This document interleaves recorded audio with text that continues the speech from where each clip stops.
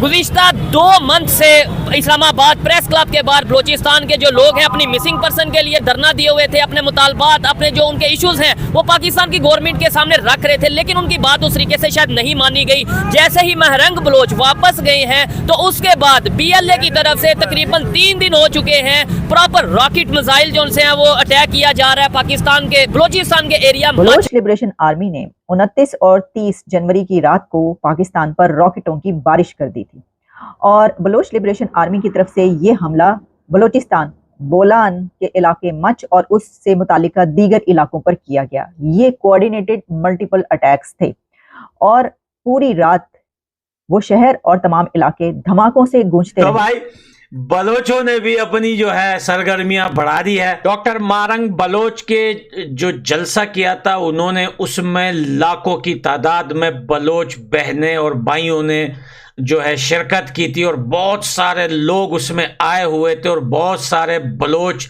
जो कल तक सोए हुए थे उनको एक अच्छा लीडर डॉक्टर मारंग बलोच जैसी एक ब्रेव लेडी मिल चुकी है। अब दोस्तों पाकिस्तान बचने वाला नहीं है। सार बेयारो मददगार बैठी रही हैं और अपने हकूक के लिए वो आई थी वो, लेकिन हमने क्या किया है, हमारी रियासत ने उनके साथ सलूक क्या किया। हमारे काकड़ साहब ने कहा कि ये तो जी दहशतगर्द हैं, ये तो इंडिया के एजेंट है। भाई हम किस किस को इंडिया का एजेंट करार देकर अपनी ही तबाही करते रहेंगे।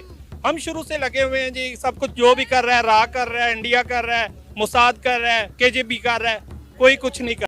बलूचिस्तान का जो एरिया है मच, वहाँ पे तकरीबन 3 दिन में 100 से ज़्यादा अटैक हो चुके हैं। तकरीबन 50 से ज़्यादा जो इंटरनेशनल मीडिया कवर कर रहा है या बता रहा है कि 50 से ज़्यादा पाकिस्तान के सिक्योरिटी फोर्सेस के लोगों की जानें जा चुकी हैं। क्या कहना चाहेंगे? पहले 2 मंथ उन्होंने इस्लामाबाद प्रेस क्लब के बाहर धरना दिया, उनकी शायद बात नहीं मानी गई और अब जो उस तरीके से BLA या जो भी वहाँ के लोग हैं वो ये चीज़ें करते नज़र आ रहे हैं। कौन इसके पीछे है, क्या इसका हल है? और पंजाब के लोग, ये जितने भी लोग हैं, इसके ऊपर बात क्यों नहीं करते? बलूचिस्तान क्या हमारा घर? दोस्तों पाकिस्तान बचने वाला नहीं है।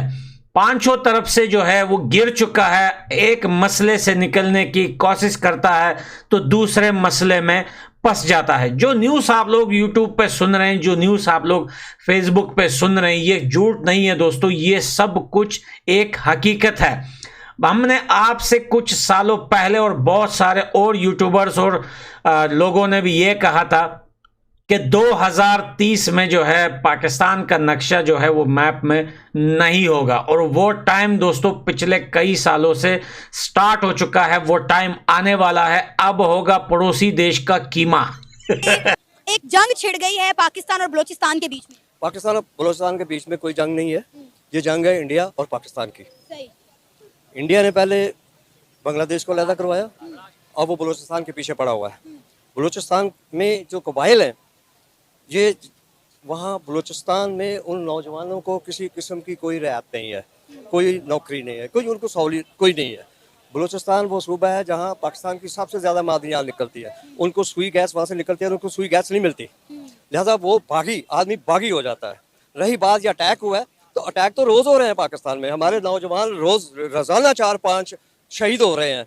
वो किस खाते में आप डालेंगी? दहशतगर्दी खत्म हो गई? आप चैनल पर देखें, दहशतगर्दी नवाज शरीफ ने खत्म कर दी है। हुई है? नहीं हुई। हुई है? नहीं हुई। नहीं हुई। तो फिर बात क्या हुई?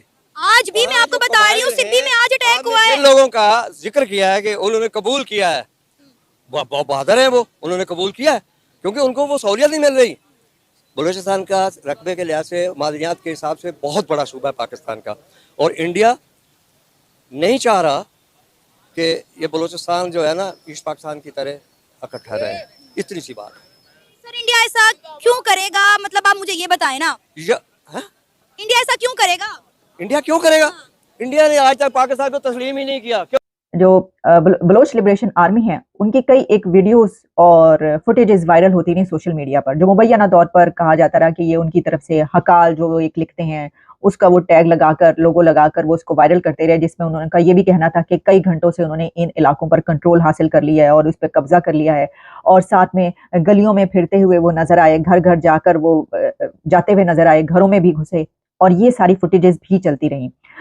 लेकिन इसमें हम ये भी देखते हैं कि BBC के ऊपर इसके हवाले से एक रिपोर्ट पब्लिश हुई और उसमें ये बताया गया कि जब वहाँ के लोगों से ये पूछा गया कि ये क्या सिचुएशन थी, तो वहाँ के लोगों ने ये भी बताया कि जो हमलावर थे वो थाने की छत पर चढ़ गए और थाने की छत पर आकर वो एहलकारों को, पुलिस ऑफिशियल्स को ये कह रहे थे कि अपने हथियार